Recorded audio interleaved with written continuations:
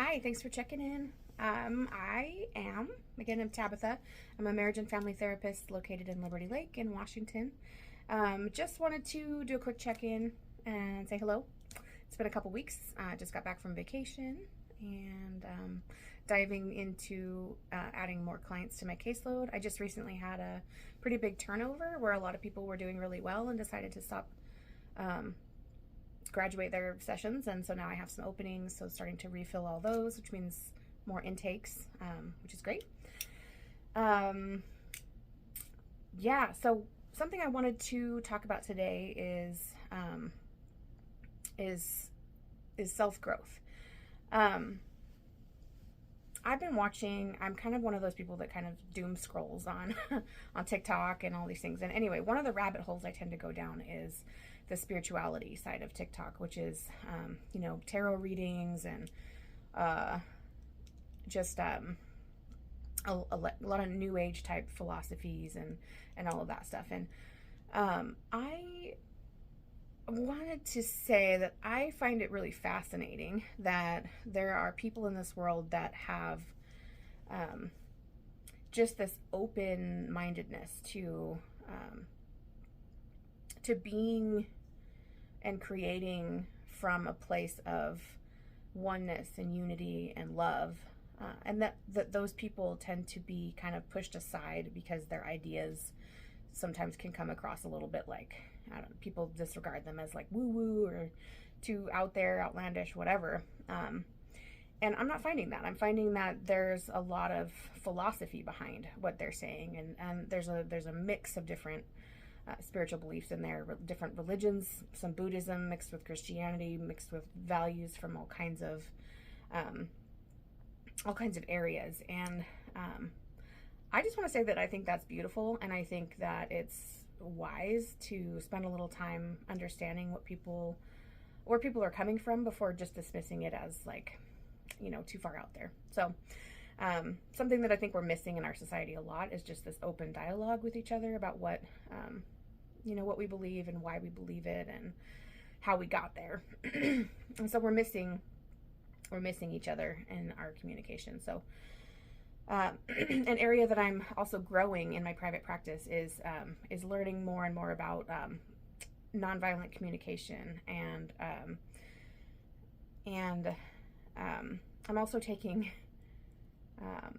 an advanced healing arts course, which is like a 6-month intensive around energy work and healing, and there's soul retrieval and shamanism and things like that. And just I think if you stop learning, then that should be a red flag for you that you're stuck in your ways and you need to kind of challenge what you're thinking. Coming from somebody who grew up in a highly legalistic, really religious environment, I was kind of trained to believe that there's one way to see things. Like there's one version of the Bible you can use. There's one one way to look at things, and I don't think that's true at all. And I think that we need to grow and learn. This is like another random side thing here, but I have also been watching some documentaries. One of them that came up recently was on basically like teen wellness centers. Gosh, I wish I could remember the name of it. Anyway, they're teen sites that are all over the world that have been built around the idea of behaviorism, where you can adjust people's behaviors using certain methodology. And what was really happening in a lot of these was a lot of coercive control and abuse, and that was more damaging to a lot of these kids than could be imagined. So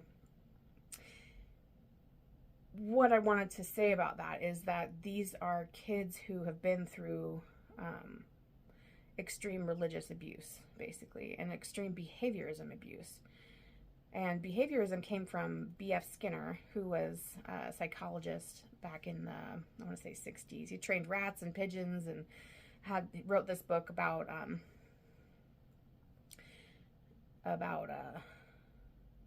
like kind of a utopian society, and how that we could use this behavior modification. So by rewarding people for the behaviors that we want to see, and withholding from them, or punishing behaviors we don't want to see, we could alter people's behaviors from the ground up. And the earlier we start that in a person's life, the better, because then we can shape them basically into whatever we want them to be. But that leaves the question of who is the person who decides what someone should or shouldn't be. And that is where a lot of the difficulty comes from. And it doesn't leave a lot of autonomy or free will, free choice. It doesn't teach anyone how to have an internal locus of control, an internal idea of what's right and wrong, or what kind of, it doesn't allow them to develop their own value set, other than my value is to get the hell out of here, out of this situation. So it just puts them in survival mode, and then they go on this need to protect themselves their entire life, which turns into significant trauma. So,